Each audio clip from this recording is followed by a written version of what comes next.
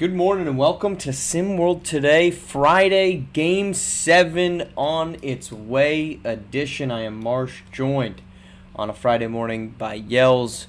Yells, we're getting for the 20th time in SWBA history and for the first time since 2016 a Game 7 in the SWBA Finals as the Indiana Pacers, they didn't just beat Oklahoma City, they demolished them after falling down. I think it was 10-2 early on.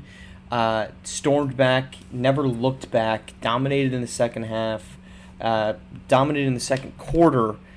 How surprised are you that we're getting a Game 7 in this series, and maybe equally, how surprised are you that we're getting one after the dominant performance that we just saw from the Pacers?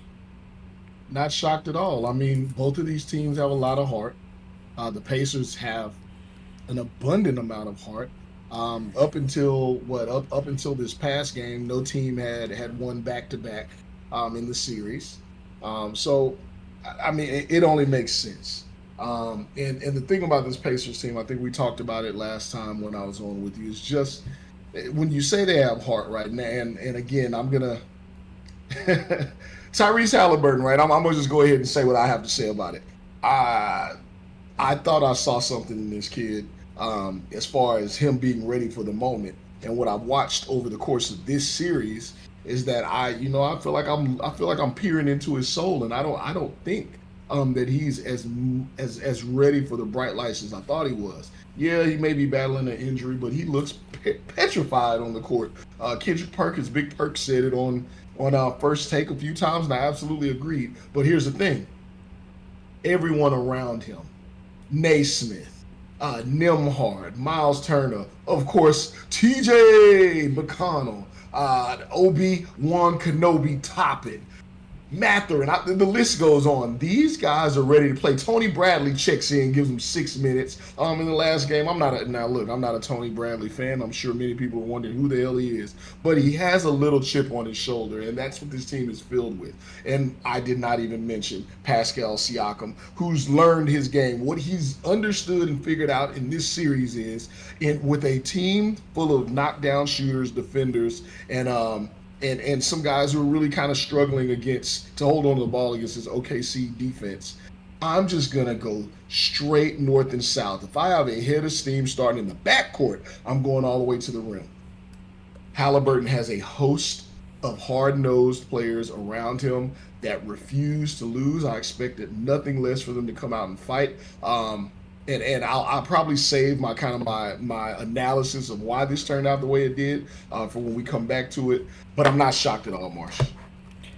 I'm Now look, I thought Oklahoma City was going to win. So I thought they were going to win Game 6. I still think they can win the series. Game 7 though is a crapshoot. I mean, Game 7 is Game 7. Anything can happen in Game 7. But this series has been decided by one simple thing in all 7 games: turnovers. And in Game 6, the Oklahoma City Thunder turned the ball over constantly in the first half. At one point, it was 8-2 in turnovers. That ended up becoming, the final was like 20-something to 10. The Pacers played in Game 6 with the same type of tempo that they played in Games 1 through 5, but they played it with so much more control. They didn't have any control in Game 4, or excuse me, Game 5, and that's why they lost that one. Game 6, all they had was control. They didn't turn the ball over. They took care of the basketball. At one point, this was in the first half, the Pacers were shooting 36%, the Thunder were shooting 50. The Pacers were leading by 12. You don't shoot minus 14% and lead by 12 points in most basketball games. But when you force turnovers and when you have the Thunder playing sloppy, and this was, look, we talked about this with, I don't even remember who, the days blend together, but the key to Indiana, I think it was Siege actually, when my key to Indiana for Game 5, when they're walking into Oklahoma City, was we've seen both of these teams look terrified on the road. It was just the Oklahoma City Thunder's turn to be the terrified one in Game 6. and it was right from the jump. I mean, the pace at which the Thunder looked and played in the first quarter was not one that should have exuded confidence, and the Pacers showed up 1 through 15. I mean, I guess 1 through 13 because Jarris Walker and Isaiah Jackson didn't play because they're both hurt, but every single guy for the Pacers showed up, including Tyrese Halliburton, which I didn't think he looked scared at all. I think he looked tentative to figure out how much he could test that leg. And when he actually got rolling, I thought he had a really, really good game. 5 assists, made 3 3-pointers, finally was hitting shots on the left side of the court. I am not surprised that this happened. I am surprised the magnitude of this win. And as we head to a Game 7, you've got a blowout win in both directions. You've got a pair of they shouldn't have won, but they still managed to win that game wins on both sides. And a pair of they were competitive games, but the team that won kind of was in control. It is a perfect match on both sides as we head to a Game 7. Yeah. I mean, like you said, you call it a crapshoot going into Game 7. I'm gonna go back to Game 6 from last night and just kind of point something out that may be a pivoting, turning factor for the Pacers. Again, I picked the Pacers in the series. Initially, I picked them in 6. I have dubbed this year the year of will over skill. I stand by that, and I think that the Pacers, although a skilled team, the Thunder are the more skilled team in this series, and the 100%. Pacers are the more heart and built on will. But here's what the Pacers did in Game 6 last night that I saw. And I think, hey, next time Hard in the Paint makes a return, I think there's going to be, I'm a sneaky peek, a new segment that may be called Behind the Stats. Because we can look at the stats and people look at the surface level things. And I like to say, here's the hockey assist that drives that, right? Halliburton, we've heard about him being injured. We've talked and heard about him not playing well. Whatever it is, he's been the topic of why the Pacers have struggled. He's also been the topic of when they played well. So clearly he's the motor for this team. What he did at the beginning of this game, actually, let's step back. Stat-wise, 14 points, 3 of 7. Does that jump, 5 for 11 from the field? I'll just ask this one word, Marsh. Does that stat line jump off the board, and does it say, hey, Tyrese Halliburton's back to you? No, it doesn't jump off the board, but there's context. Okay. But I'll let you keep going. Allow me to work my magic here. What he did in the very first possession of that game last night, he got the ball and he said, I am going to get up a shot attempt and I'm going to show that the defense needs to honor the fact that I'm looking for my shot. That first shot attempt wasn't even a good one. He had to pull. He looked for the high screen and roll. Obviously, OKC's great at defending that high screen and roll. He had to pull it back out. And then he started over and then he proceeded to take a shot, which was not the best shot at the rim. It's a shot he can make. But right from the outset, right there, it said, hey, we have to defend a little differently in the defensive effort and the decision making. That millisecond that we now have to think because he is willing to take the shot changed the entire first quarter, and the first quarter for me in the first half. Now, there's a lot more game to play, but just that, it did something for his psyche. I think it did something for his teammates' psyche. And obviously, like I said, it put that millisecond thought into the defender's head for OKC. Because in all honesty, outside of game 1 where it was kind of filling out process, this Thunder's team's everyone can talk about the the offense. You talk about Jalen Williams in the last game throwing up a 40-piece. We talk about Shai Gilgeous, who goes and gets buckets from the mid-range whenever he wants. You can go down the list here, but the Thunder's defense is it's stifling, and they're like sharks in the water. If you have a weakness and they're able to key in on something and take that away, it just allows all of the other sharks to come around and take everything else away. When Tyrese Halliburton is being aggressive for the Pacers, it changed how the Thunder were able to defend. And on the other end, they had to press offensively. That was the starting point for everything, in my opinion, last night.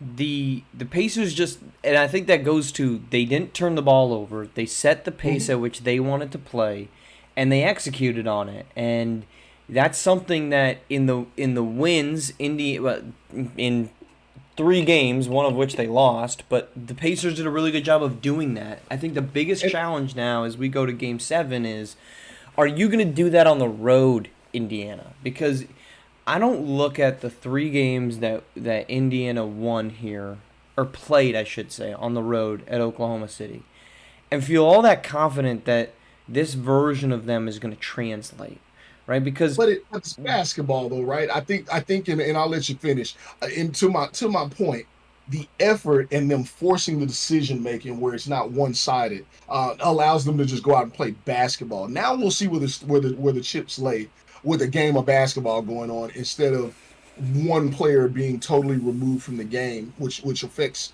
defense and your own team's offense. Like that, not they got a 92 shot attempts. They only turned the ball over a few times tonight. The Pacers did. That's because they had their motor, Tyrese Halliburton. They knew exactly what he was going to do without Nimhard and Naismith having to run the offense. yeah, and it's just a matter of when they've gone on the road in this series, this version, this controlled, under control, and well paced version of the Pacers has not shown up. That's been the difference, right? And that's why this is going to 7. A lot of that is because the Thunder equally have not been able to be the same version of themselves at home on the road. I mean, you look at this team, and it's Jalen Williams going 0 for 4 from deep. It's Chet Holmgren, the conversation isn't for right now, but there's got to be a conversation. What are we actually feeling about Chet Holmgren, who in this SWBA Finals has not been good? He, in his last 10 games, which is not obviously included, I'm trying to see if we've got the full finals lineup. We do. So in the finals, he's shooting 35% from the field. He's shooting 12% from deep. He's scoring 11 points and he's getting 9 rebounds. He has been a poor shooting big man. I mean, that's it. His best game came because he had 20 points scoring wise. I'm saying 8 of 9 from the free throw line. He hasn't shot a free throw since game 4. That's not the conversation for right now. Let's go to game 7. Do you think the Pacers are winning on the road? Marsh, that's odd. You're looking for an answer. I have to see. Maybe can I shoot you a text after the first 3 minutes of the game? Yeah, I mean, I think that's kind of my answer to that question was going to be, I don't know, are the Pacers going to turn the ball over? And my answer to that, my retort, and I can tell you if they're going to turn the ball over for the rest of the game based on the first 3 minutes of what I see from Halliburton. If OKC makes him ineffective at running the screen and roll and just taking him out of the play, then yeah, it's going to be turnover city, and the Pacers are going to have a hard time. If Halliburton is able to move freely and is willing to move freely, more so, then I think the Pacers can get it done on the road. To your point about Chet Holmgren, I think he's seeing what physical play is all about. And again, that's where I go back to the will over skill. We've seen that he's an exceptionally skilled player, especially for 7'1" to 7'4", however tall he is. Whichever one, he's a big, big dude, height-wise. But he's got to put some pounds on when you're letting Miles Turner, Pascal Siakam body you. You know what I mean? They're great defenders, but they should not be able to out physical you if you're 7'4", and I know that's not a word. And I think that's what we're seeing. If he's unable, he catches out. We've seen a lot of perimeter play from him, right? Not that I know he's not an interior player, but he starts his possessions out at the 3-point line, faces up, goes by his guy, uses his links or shoots over the top of him. Miles Turner is a great defender. Pascal Siakam is quick twitch, and he's really showing that contestability in this series, and it's really just taking Chet Holmgren out of his game if the pick and roll's not going. Where you seen when they go that double big lineup, he's been more effective, but barely more. I mean, more effective is saying like it wasn't dog crap. Hartenstein's looked better than him in the double big lineup. And Hartenstein hasn't looked good either. I mean, we can have this conversation right now. Look at what the Grizzlies just did. They had 3 guys that were making very big dollar bills, and with the new luxury tax limitations that exist in the SWBA, teams, regardless of market, have identified that having 3 guys on big contracts is not a great way to build a roster. That's over. Those days are over, Marsh. The 3 big contracts, yes. I mean, the Boston Celtics, regardless of what happened with Jason Tatum, unless they won a championship, maybe they went to... This team is getting broken apart. All signs point to that. If I'm Oklahoma City, and regardless if I win this championship or not, Shea Gilgeous-Alexander is getting a supermax contract. Jalen Williams is getting a max contract. Those are your two. And we just saw the Memphis Grizzlies deal away Desmond Bane because they said, we can't build the rest of this roster using these 3 deals. We are going to pick 2, and maybe they end up saying this is a teardown and this is just the first domino, but I don't know that that's necessarily going to be the immediate case. If I'm looking at Oklahoma City, I've got Shea, I've got J-Dub. I don't know that I can give $35 million to Chet Holmgren, regardless of his play style. And this finals from him has not made it any more convincing to say, yeah, we should give him $35 million, because this team has not looked good with him on the floor. He had a really bad game 1. We thought maybe he'd turn around. He did not. This team and he himself have not looked good. I would not be shocked at all if 2 seasons from now, 2 to 3 years from now, we see Chet Holmgren traded because the Thunder say, let's coop a bunch of first-round picks. We know how to draft them and keep this churn of cost-controlled, very affordable players going in this roster. For those of y'all who did not know, Marshall loves to talk roster and roster movement. Why wouldn't you? He wants to get rid of Chet Holmgren in the middle of the playoffs. I don't want to get rid of him. I don't want to get rid of him. I'm just saying.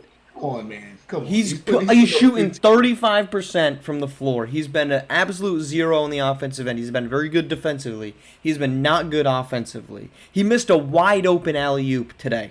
I mean, geez, or last night, excuse me. What else do we need of proof? I'm not saying ship him away. I'm just saying 15, almost 16 points, 9 rebounds, 2 blocks a game in this year's playoffs. In the postseason he is, and in the SWBA finals, 11 points, 9 boards with 35% shooting. You need a guy that can win you a series, and if the Thunder don't win this thing, there's going to be people looking to put a target on something. They're going to set their sights. Where did this series go wrong?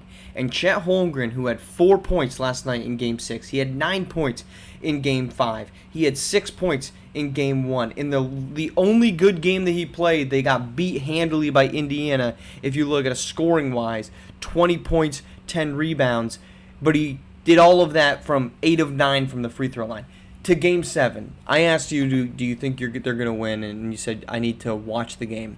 This is what's going to give you the first couple minutes before you get it. The Pacers win if they don't turn the ball over. This is the series in a nutshell. Game 1, the Pacers had 24 turnovers and they had one of the most miraculous wins of all time. Game 2, they had 15 turnovers and they got blown out of the building. Game 3, they won, they had 13 turnovers. Game 4, they lost, they had 15 turnovers. Game 5, they lost, they had 22 turnovers. Game 6, they won, they had 10 turnovers. If they turn the ball over, there's your number, 15 times or more, the Thunder are SWBA champions. If the Pacers take care of the basketball, they're winning this series. That's what it's boiled down to. Now, is it going to be that simplistic? Probably not. Yells? Probably not. But that's what it's pretty much boiled down to. I'm gonna stick with mine before we get to those turnovers. That's a good stat. I'll be looking for it. I tell you what, I may hop on a Vegas line or something. But if Halliburton's moving, then they won't be turning the ball over because he's exceptionally good at taking care of the ball. When he's pressing and taking out of the game, then everyone else has to figure it out. So that's number 1. Number 2, on the other side, if OKC does not start off hitting their shots because they are a rhythm scoring team, either they get their buckets easy in transition off defense, or they got to knock down a few shots early and they just tend to blow people out from there. If they're not hitting their shots early, you can better look for a very close game because they tend to lose. They tend to lose their confidence. From what I've seen, they're a young team, and they start putting up some pretty silly shots. Chet Holmgren starts missing layups. Jalen Williams, who I'm gonna tell you right now, for all the negative talk we have, I love to do it. Not even negative, but it's that's what we do, right? We critique. I'm gonna speak my 2 positives out there. I had no idea that Andrew Nembhard was this good of a player. I didn't. I don't think anybody learning did. So much. I'm sorry? I said I don't think anybody did. I just and a lot of it's not even, again, 17 points last night, but it's not even about the points. It's just saying, hey, I've got the heart to just go right at the rim. I don't care who's defending me. I got you, Tyrese. You're putting up a donut. Let's go get it done. On the other side, OKC. I know Jalen Williams was an All SWBA player and all that, but I am floored. I am floored with By just how how good good he is. Yeah, he's Yeah, awesome. He's awesome, man. effortless too. He can He's give you a awesome. little bit of everything. But with all that being said, Jalen Williams having to work from particular spots on the floor. Shea Gilgeous having to work from those same spots on the floor. If Chet Holmgren does not find his Clogging shot, the entire floor up. Clogging the if whole he thing can't, like a toilet. and to your point on the transaction side, yeah, I mean you can go get anybody for less than 35 million. You can find a stretch for because that's really what they need. You have a big man who can knock it down, running besides SGA and Jalen Williams. You're good to go. Game Yeah. 7 though, I got you know what I got the Pacers. I'm just sticking with it, Marsh. You need a Obi Toppin who makes You do. like no millions of dollars at all to hit 4 threes. I'm looking up how much he actually makes. I don't know if that shows on this website that I'm not actually. I work for them on ESPN's website. I don't think it does, but anyway, you need a guy Come that on to some World TV. I know some people that love yeah, to make have you over. make the player page actually show what his dollar amounts are. That's what you need is a guy to hit 4 threes, and the Thunder have not had that consistently on the road. They've done it at home. I picked Oklahoma City to win the series. I still think they're the more talented team. To your point, this is a will over skill series. It's a season of that. This is 2011. It's Dallas and Miami, and a team that just wants to play for one another. And I'm not saying the Thunder don't, because they definitely do, but this is Rick Carlisle is earning his stripes as, you forgot about me as the best coach in the SWBA. He's taken a Pacers squad from, regardless of what happens, this is a Pacers squad that never tore down, that never rebuilt, that just continued to move pieces. They move pieces on a chessboard constantly. And now, whether they come up short or not, they will be one win away from that at the absolute worst. And that's a win. That's a win for this organization. And I have a story. Actually, I was in Indiana. I watched them play the Rockets in February or March. Why do you got to bring my Rockets into this, Marsh? That has nothing to do with your Rockets. I'm saying this has nothing to do with anything, honestly. I was walking down the street. I'm crossing the crosswalk. It's raining. I have my hoodie up over my head. And a car doesn't stop.